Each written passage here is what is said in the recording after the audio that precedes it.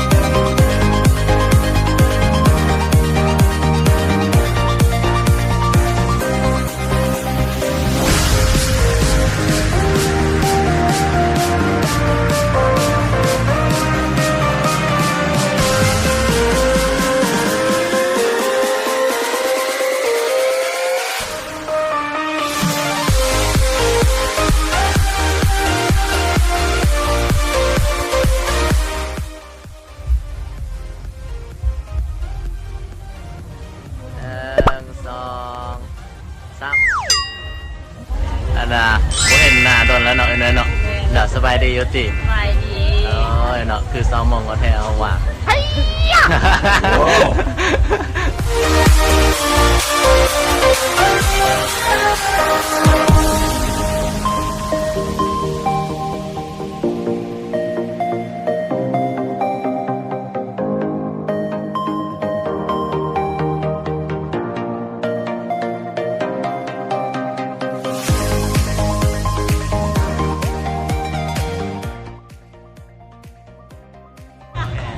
สบายดีได้ฮักไอ้แก้วแล้วก็เพื่อนเนี่ยได้ไอ้แก้วจะมาวัดปะอันนี้สิกลับแล้วนี่นะเป็นออเดอร์ม่วนเลยเด้อกูได้ซีอยู่แบกนาวอย่าอยู่เลยเด้อจ้อยไม่มานั่นน่ะหลังจากเรียกว่าโยยังทำบรรยากาศเรียกว่างานบุญกินเจียงเรียกว่าบุญอันน่ะนอเปเจ้าของตลอดเวลาจริงๆโอ้วัดสมควรแล้วยังมาหรอ